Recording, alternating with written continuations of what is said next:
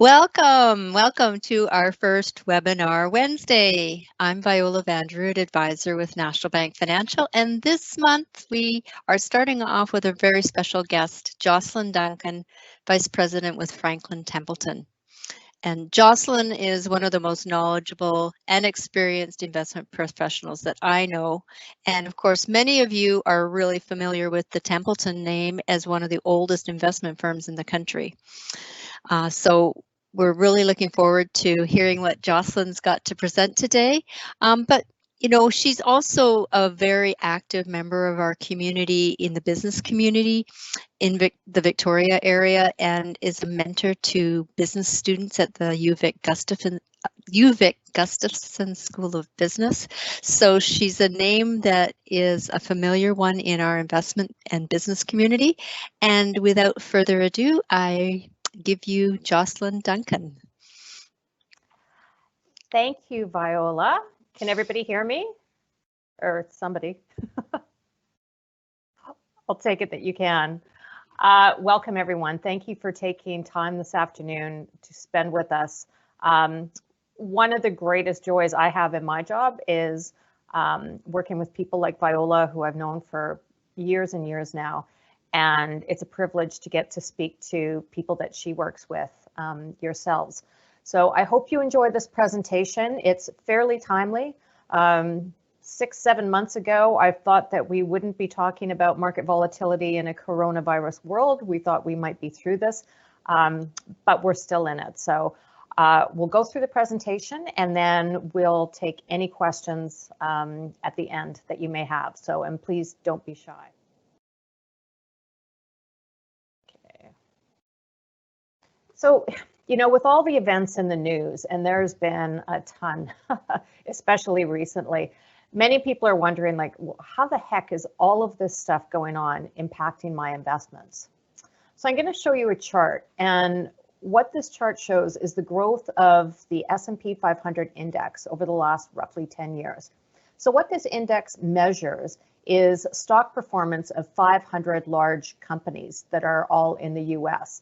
And it's not that what you're invested in is an exact replica of what this index shows, but it's very often seen as a representation of the whole US stock market. And so we're going to be referencing it quite a bit throughout the presentation. And over the last 10 years, roughly, this index or these companies have returned investors just shy of 14%. And you know, you can see up until recently that many investors, if they'd only invested during this time, were basically only used to things going up, something we call a bull market. So someone who's never experienced any volatility or downturn can maybe get pretty emotional about this. And here's kind of about where we are at today. You know, things have recovered phenomenally from where we were back in March. And the stock market now, if you follow another index called the Dow Jones, it's at an all-time record high. So some of the things that we're going to talk about today, we'll take a look at some of the current shocks or recent shocks that we've had in the markets, and we'll look at them from a historical perspective. And then we're going to look at different types of asset classes and how they perform and lead in and out of different types of markets. And then we're going to talk about what's going on in our heads. That's an interesting one. And finally, we're going to give you some strategies on how to deal with market volatility. So let's get going. Now, most of us know, and anyone who invests in the markets knows that things go through cycles. And it's times like these when markets get a little stormy that sometimes our emotions can run pretty high. But if we look at things historically, and if we focus on relevant factual research and strategies, it can really help us put some things into perspective. And we always say, well, the past is not predictive of the future. It can offer us a valuable perspective. Let's go into the past a bit. Well, what you're looking at here, this chart shows this S&P index since 1970, and it's going to illustrate what we call bull and bear markets. So in this illustration, a bear market is defined when the market suddenly dropped by 20%. So that's a decline from the highest it was, a drop of 20%. Now we say we're into bear market territory. And a bull market starts when that previous contraction, so it's reached its maximum drawdown of 20% or more, and then it starts to go up again. And the last contraction we had by the above definition that I just shared with you was March 23rd, 2020. And I remember that day very clearly because I was watching the TV and things were just dropping like a stone. I think the Dow Jones was at 18,000. It's now back to over 30,000, just to give you some perspective. But if you take a look at this, I think you can probably draw conclusions that bull markets outlast bear markets. In fact, over that period that we just looked at, the average bull market rose over 400% and lasted over 7 years, while the average bear market fell 42%. And yes, that's a punch in the stomach, but it only lasted 13 months. And the history of, this is just part of investing. And these corrections or declines, they happen a lot more than you might actually think. A market decline of 5% or more happens about once every 10 months, 10% or more about every 2 years, 15% every 4 years, and then this 20% or more, this going from a bull cycle to a bear cycle, actually historically has happened about every 8 years. But there's a consistent theme in these drops of recent is they've all happened in the last couple of years. So that's what's causing some people to get a little uneasy at times. But you say, okay, all right, Jocelyn, that's fine. We are in a pandemic, a global pandemic, and that has never happened before. Well, we've had some smaller epidemics over the past, and, just to have a look, think about SARS, 2003. About 8,000 people became infected. That was brought to an end by good hygiene, hand washing, warmer temperatures, and it burnt out completely when enough people became infected to build an immunity to the disease. And then in 2009, there was the swine flu. In 2014, there was Ebola, and that ended with more human intervention when the World Health Organization actually declared an international response. So companies or countries worked together to administer to the sick. And then when the second outbreak happened in 2018, treatments developed from the first outbreak helped to alleviate that. And I believe it was only 4 people in the US that died. And the government down there, it was horrific at the time. Now where we're at with Corona, as we know, is around 425,000. The reason you see this mosquito on the page, I'd forgotten about Zika, but that happened in 2016. And that brings us to today. There's nothing exactly like COVID-19. It's unprecedented. You hear that word all the time. It means it's different. And what's really different about this past epidemics is the whole global economic crisis that it caused, basically a complete shutdown. And it triggered responses from governments all over the world. And it restricted, business just shut down. We've all seen what has happened. And we seem to be going backwards instead of forwards. Global travel has been completely disrupted. And we don't know yet how it's all going to play out. So that's why, again, you hear it called unprecedented. We're living it still in real time. So let's shift gears a little bit and focus a little bit more on the economy and talk about different types of things that tend to do well when things are going from the top to the bottom, and other things that tend to do well when you're going from the bottom to the top, to be simplistic. So what you're looking at here is the last 5 market corrections, or when we went into bear markets. And what it's showing you is different segments of the market and how they performed relatively to the world indexes. And it's not surprising that more what we call defensive stocks like consumer staples and healthcare and utilities tended to deliver better performance, when the markets were correcting. And why? Because, it doesn't matter what the stock markets are doing. People are still going to eat. They're going to keep their lights on, and they still require healthcare. But what's interesting about COVID and this pandemic is that healthcare and technology have been the 2 things that what we're calling is emerging themes. And what this chart shows is what you would have gotten on your investment for healthcare and technology over the last 15 years relative to the gray line, which is just the basic world index. And, we're aware that what we've been going through in the last, I guess, 10 or 11 months is accelerating innovation. Some people are calling it the fourth industrial revolution. And the pandemic amplified these trends, not only to help us fight disease, but also to keep goods and services flowing. And today, really, like healthcare and technology have been the two leaders. Technology stocks have suddenly they're behaving like a defensive stock, just like a consumer staple or household item. And a lot of that has to do with the fact that it's the only way we're staying connected. We're doing it right now using a thing called Microsoft Teams. Many of us are using Zoom to stay in touch with our friends and family or to work every day.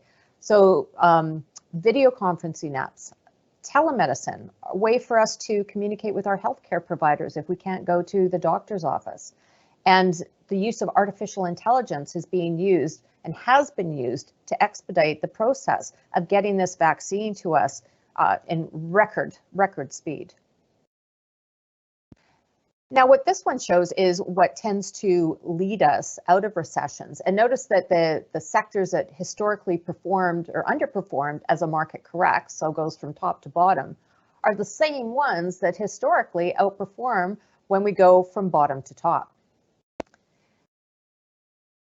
So what does all this mean? Well, I think we need to take a step back and talk for a moment about what's going on at our heads, because we can be as technical as we want here, but at the end of the day, we are all emotional beings. And when there is uncertainty and when things are not stable in our lives, it can feel like things are messing with our head, like we're riding a roller coaster.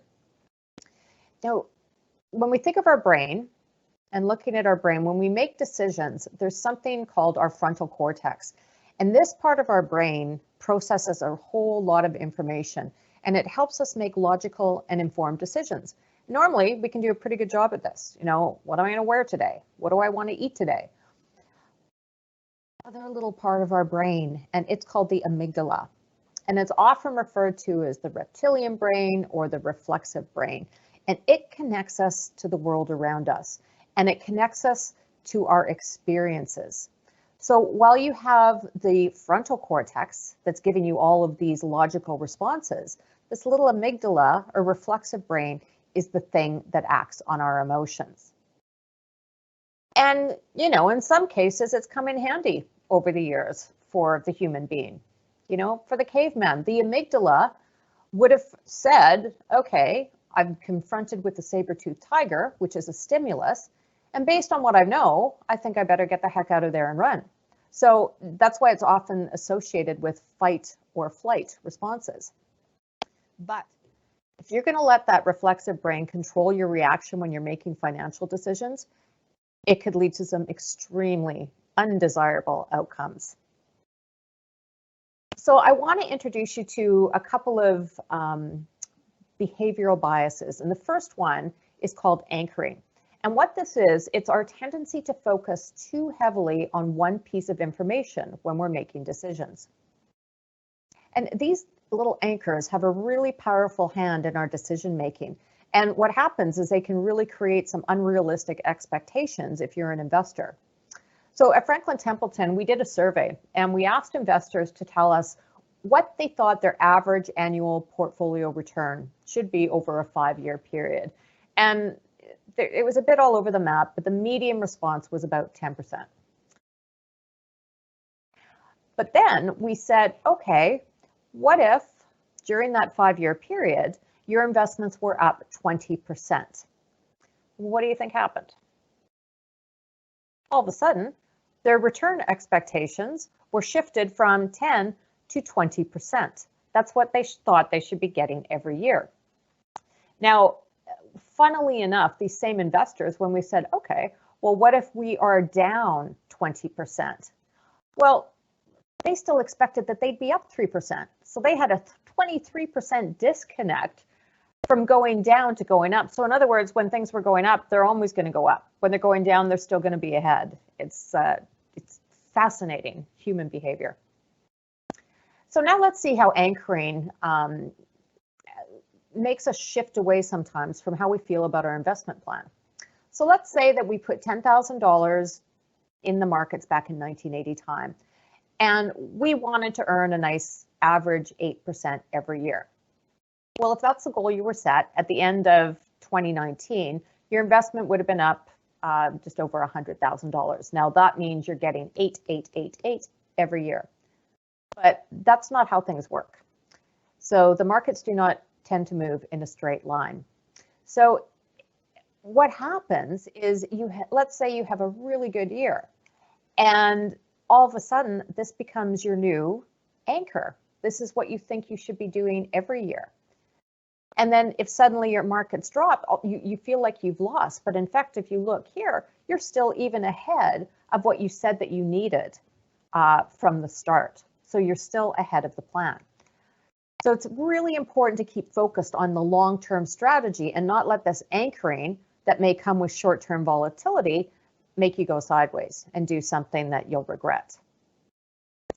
Now, the next behavioral bias I'm going to introduce you to is something called loss aversion. It's another fear-induced behavior that a lot of investors experience. And by definition, it's basically, as humans, we prefer to not lose. We want to avoid losses. And the reason is because the pain that we feel when we lose something is much more intense than any reward that we feel from the game. Any of you who have played slots at casinos understand what I'm getting out there. Studies have shown the pain of a loss is twice as strong as the reward that we feel from a game.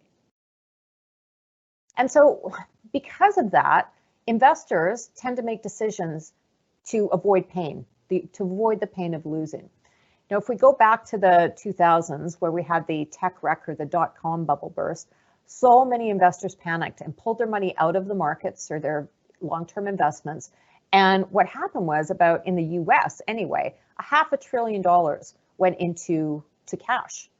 And a similar thing happened even more significantly when we went through the great financial crisis, 07, 08 and part of 09. And almost $1 trillion went into things like money market vehicles and cash. So to avoid more losses, these investors, were tempted to move to a place where they perceived were safe havens. But what emotional investors may not realize is that security running to these safe havens comes at a cost. And if you look at the average money market account since the year 2000, it's bounced around between 1% and 4%, but essentially it's been close to zero. So that cost of running to a safe haven has been, you get nothing, okay? You may as well have stuck it under your mattress. And what you might be even more surprised to learn is that when you factor in inflation, you've actually lost money. So you've had your purchasing power erode. So for the last 19 years, the average money market account yields have only been about 0.15%. So again, the cost of running to a safe haven is you made no money or you actually lost money. So you say, okay, well, that's fine and dandy. Volatility is just part of an investing, but it can be pretty uncomfortable at times. So what are some strategies that we can use to live with this market volatility, whether it's from the past, the present, or the future, because there will always be market volatility? Well, first, and arguably the most important concept of investing is to stay calm and to always keep a long-term perspective.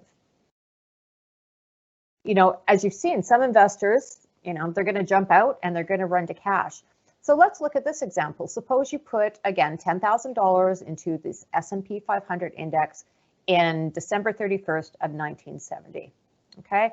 Now, if any of us, and I can remember since then, there's been a lot of events that have happened. And by staying the course, by just shutting out the noise, you would have earned over 10% and your investment would now be worth over 1.5 million. But a lot of these things were pretty scary. Black Monday, 1987, people thought that was the end. The markets were done. The financial crisis was very, very scary. And in fact, most people didn't even start going back into the markets at all until 2013, and they missed all of that upside. But it's understandable. Again, speaking to emotions and what that can make us do. Another thing that we can do is staying calm and tune out the noise. Basically said, don't look at your portfolio every day. How often do you look at your portfolio? I remember a time back in the day where an investor would only get their statement that tell them how they did once a year. And then it was semi-annually, and then quarterly, and then monthly, and now we're online. And every day you can get up, pour yourself a cup of coffee, and sit in your jammies and look at what your investments are doing. Now, the problem with this is that stock markets rise and fall every day, and there's lots of ups and downs throughout the day. And this can cause a lot of anxiety if you're watching things all the time. It's cliche, but the more you watch, the more you're going to lose. And what I mean by that is, let's suppose that you're investing over a 10-year period. The perception that you have is going to change depending on how much you look. So if you're looking monthly, you would essentially think that you've lost money 37% of the time. If you look over a 1-year period, oh, I've made money 80% of the time. So it's all perspective. So the advice is, don't listen to BNN or watch that daily, and don't look at your portfolio every day. And diversification, I'm sure you've heard that before. It really does matter. It is the staple of investing. And why? Because it can help reduce volatility and give you a smoother ride. And this is one of my favorite illustrations over the years. It's had many iterations. I call it the quilt. But what it shows you is the top bar is the best performing asset class in any given year, right to the bottom. Okay, and so a great example to illustrate this, let's say that you invested in emerging markets, and that is all you invested in. So if you put money in 05, 06, 07, you're feeling pretty good about yourself. But then look what happens in 08. So it went from 3 years in a row being the best performing asset class to the worst. So you're not going to be feeling too good at the end of that year. And then there's people that, do different strategies. Some people like to chase the winners, so I only want to invest in what was the best performing thing last year. And then there's the camp that only wants to do the loser. So what was the worst performing asset class? Put all my money in that. And then you have the tried and true, the asset allocation camp that invest consistently over asset classes, whether in equal proportion or something thereof. Now, if I was standing in front of you, I would ask for a raise of hands, but who do you think wins this race? Well, funnily enough, and probably not surprising, the asset allocation camp wins. But it's not just that they, it's not like they doubled returns or anything. But what these people would have experienced was a much smoother ride and a lot more good night's sleep, if I can put it that way. So remembering your strategy, when markets go south, that's the time you review your plan. I always say to people, in the past, I've been asked, well, what should I do? And I'll say to them, well, what's changed? And what I mean by that is what's changed with your plan. Is something different in your life that's going to cause you to make some knee-jerk reaction to suddenly just throw your plan right out the window? And usually the answer is no. And it's understandable. Short-term losses trigger anxiety. Heck, I still get really anxious when I see things dropping like a stone. And if you focus on long-term results rather than daily bumps, it can make you feel a lot better. And what you're looking at here, this chart shows, again, this S&P 500. And in any given year, it shows basically how the markets move. So the green bar shows the high, and the blue bar shows the low. So this happened during intra-year volatility, so throughout the year. But what you need to focus on here is that in 32 years, 25 of these were positive. So that's my glass half full comment. So how are some of the ways you can actually take advantage of volatility? Well, One of the old, again, staples of investing is something called dollar cost averaging. And because a lot of us can agree it's tough sometimes to muster up the courage to start making purchases when the markets seem to be falling. But if you put a fixed amount, whether it's monthly, weekly, it doesn't matter, you can have a really good outcome. Here's an example of just putting $500 to work every month.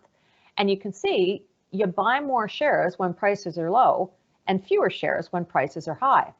So in this example, your average share price over a 6-month period was $10 a share, but your average cost was only $9.77. So you actually saved, the average price was 23 cents less. So again, that's taking advantage of the dips. And another thing that people do when markets get volatile, they try to guess, is this the bottom? And in the meantime, they often stick their investments in cash. I'm going to wait till it goes down a little more. But just as many people are really slow to recognize, not only when the markets are going down, but they also fail to see when things are trending upwards. And when you miss out on these opportunities, it can take a huge bite of your returns. So by staying fully invested, this investor, experienced a 6.37% return.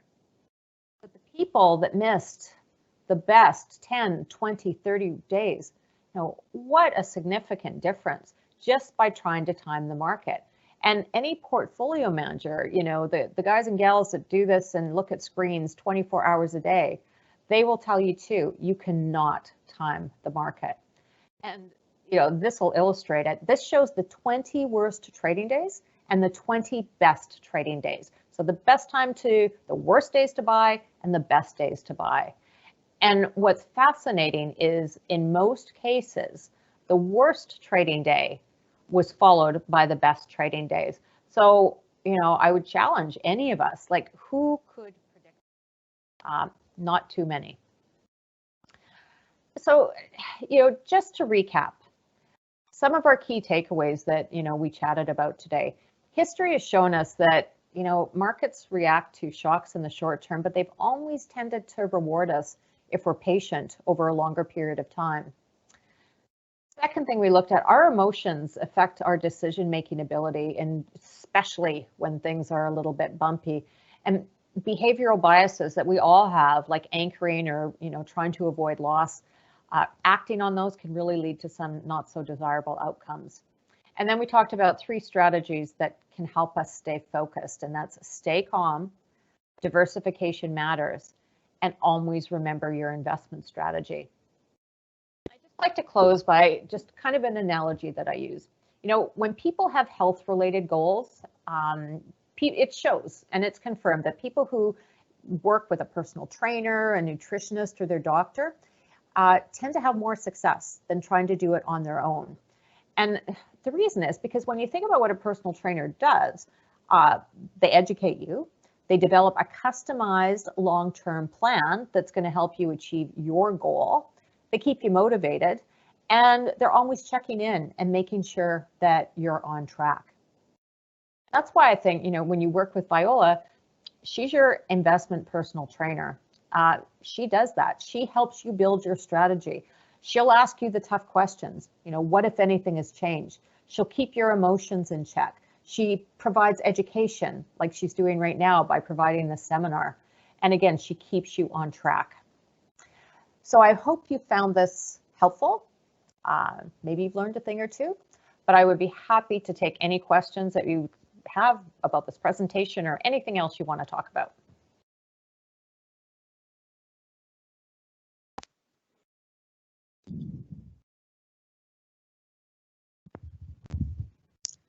Hi, Jocelyn. We do have a few questions here from on the other side.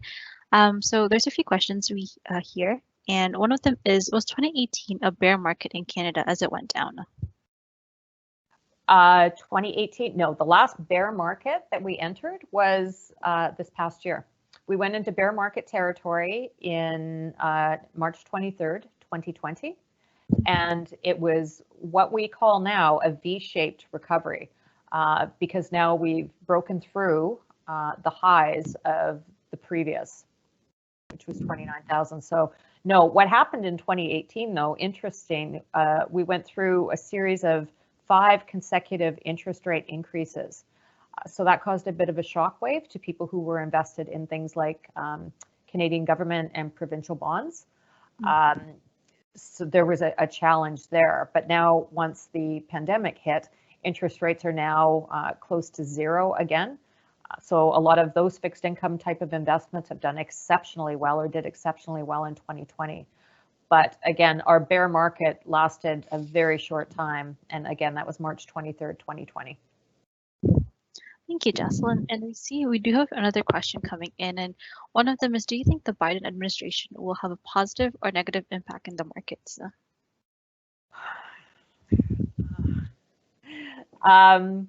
Both.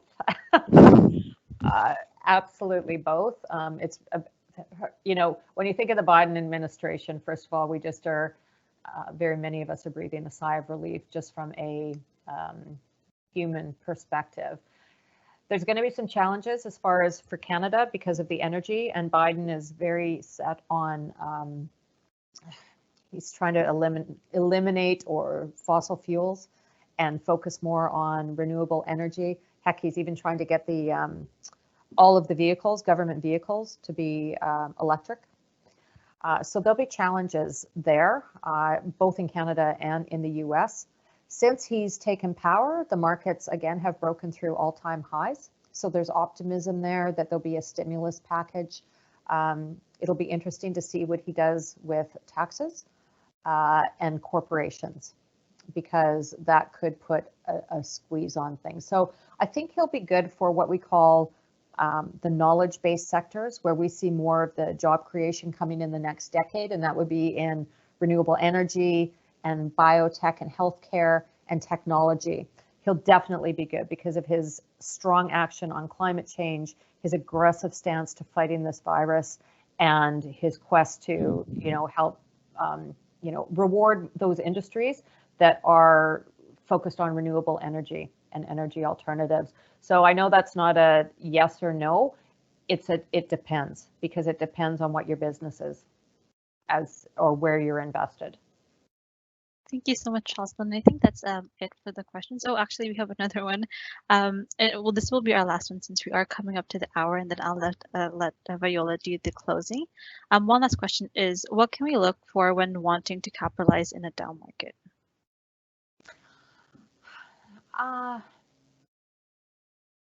What can we look for? Well, you think of things kind of, you walk around the world. When you look at the US right now, I mean, they've had such a strong bull market, and so things are kind of expensive right now. So one of the things you look for, and right now our company is very focused on emerging markets, for instance, because things are a little less expensive there. And if you can find a company or a fund or an ETF, whatever the vehicle may be, that's going to participate and where we see a lot of the growth in innovation markets, like I mentioned, renewable energy, technology, healthcare, things that help us work from home, all of those things. And maybe you go to a country where it's not as expensive. So that's one way to capitalize it. I would defer this one to Viola too, because I know she has some really great strategies. She, like myself, has been through many different types of market cycles, and we're always looking for the opportunity. And opportunity sometimes comes when it's the most uncomfortable to make an investment choice. So if that helps, and if Viola's on the line, if she would like to comment.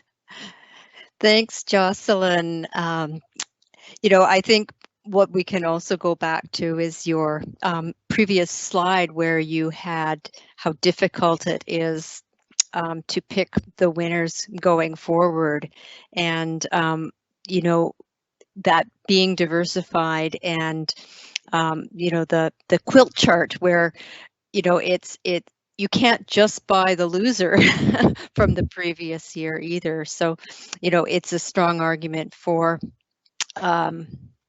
diversification, but there's no question the world is different going forward, and those are the adjustments that we're making to portfolios right now, is adjusting for a world, as you mentioned, that's going to be much more focused on healthcare and emerging technologies in the renewable space and such. So COVID has really fast-tracked some changes that were already in the works, but they're now fast-tracked out to the whole world. So with that, I think I will wind things up, and I really want to thank you, Jocelyn, for an excellent presentation that was really informative and also presented in a way that everyone can understand. But if anyone watching this, particularly if somebody's watching this as a replay, if you do have any additional questions for myself or Jocelyn, please do get in contact with us, because we're happy to go over anything that this brings to light in your mind. But you're also welcome to share the recording when we put it out with any friend or family member who you think would find this really helpful, particularly if somebody's very anxious. As Jocelyn mentioned, a lot of people are watching too much news and watching their portfolios too frequently, and it can make them very anxious. So, anything that we can do to help lower that stress level. Also, we're going to be doing future webinars, and so if there's any topics you would like covered or you would find helpful, please let us know. We're always looking for what people want to learn about. And I also want to just take a brief moment and introduce and thank my team. So I'd like to just thank Annette Kwan. If you can put your camera on and give us a wave. We'd like to thank you, Annette, for being in the background and helping make this webinar a success. And also, we'd like to thank Rachel Jameson, our newest investment associate in the team, and she's been our tech skills person for this, making it all a success, and you'll be hearing more from her going forward in the future as well. So thank you all for attending, and thank you to Jocelyn and her team, Pauline, for making this a great afternoon. Thanks again. Thanks, Viola.